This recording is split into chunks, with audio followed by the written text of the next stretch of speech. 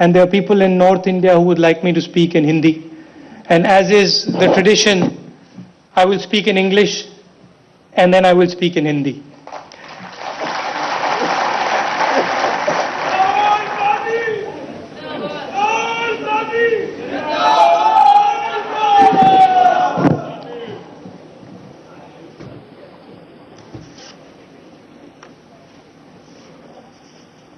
In 1947, India was liberated not by arms, but by unleashing the voice of our people. Other countries fought violently, other countries fought with weapons, other countries fought with death. India fought with non-violence and with voice. Everybody told us that it cannot be done. Everybody told us that if you want to get rid of the British, you have to use violence. And the Congress party said, no, we are not going to use violence.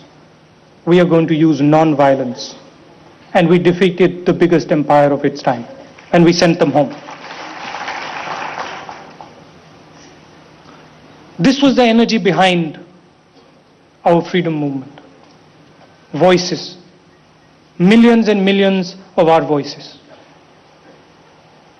Gandhiji's successors, led by Jawaharlal Nehru, freed the voice of every Indian by ensuring that democracy became the bedrock of our constitution.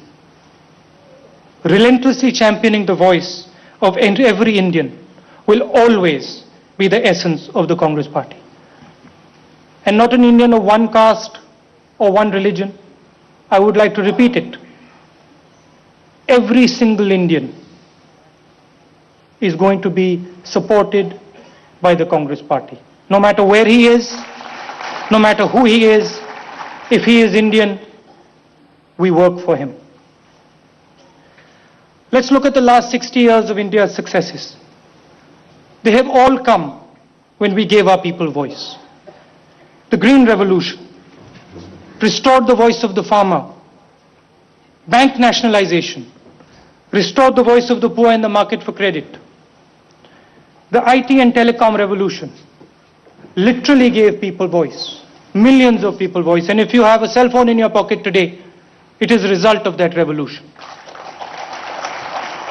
And it's an honor that Manmohan Singh ji is sitting here because he spearheaded another revolution. In 1991, he unleashed the voice of thousands in the field of entrepreneurship and changed this country forever. The UPA government has followed Gandhiji's model. It has created platforms for those denied their voice in the political system. For the first time in our history, our people have been guaranteed their basic rights, social and economic rights. The food bill will ensure that no mother sees her child go hungry at night.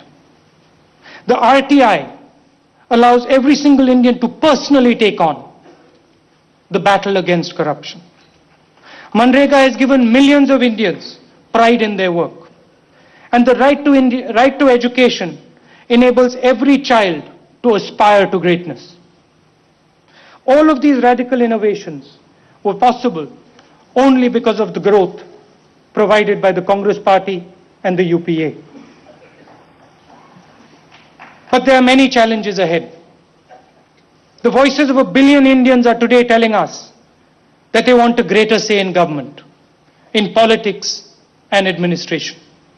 They are telling us that the course of their lives cannot be decided by a handful of people behind closed doors who are not fully accountable to them.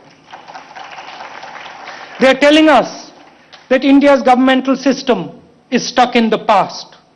It has become a system that robs people of their voice, a system that disempowers instead of empowering. But why are we in this situation? Why is it, I ask you, that our ministries do the work of panchayats? Why does the Supreme Court handle the load of the lower houses of justice? Why does the Chief Minister need to appoint a teacher? Why are vice chancellors chosen by people who are far removed from the education system? No matter what state you look at, no matter which political party you look at, why do a handful of people control the entire political space?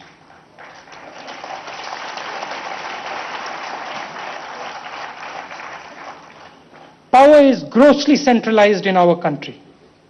We only empower people at the top of a system. We don't believe in empowering people all the way to the bottom.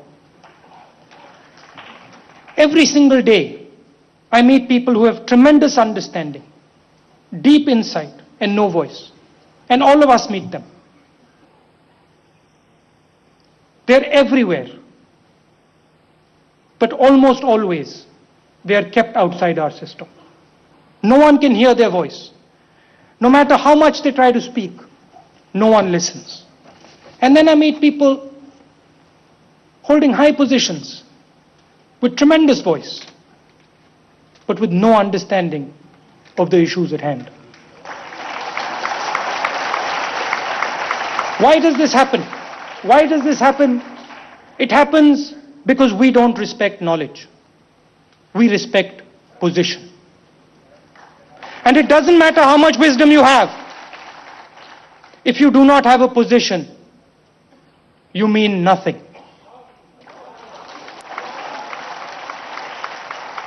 This is the tragedy of India. Why is our youth angry? Why are they out on the street? They're angry because they're alienated.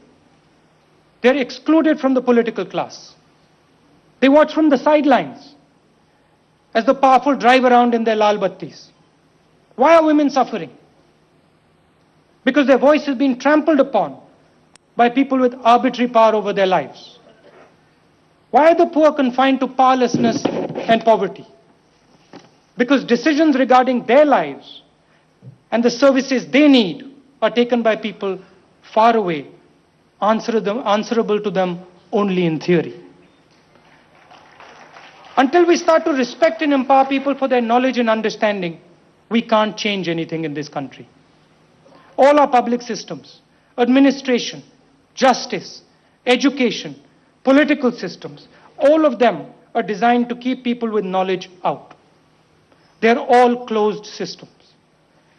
Their design promotes mediocrity, and mediocrity dominates. Mediocrity dominates discussion, while the voices of insight and thought are crushed by the loudness of those who possess neither understanding nor compassion. Success in these systems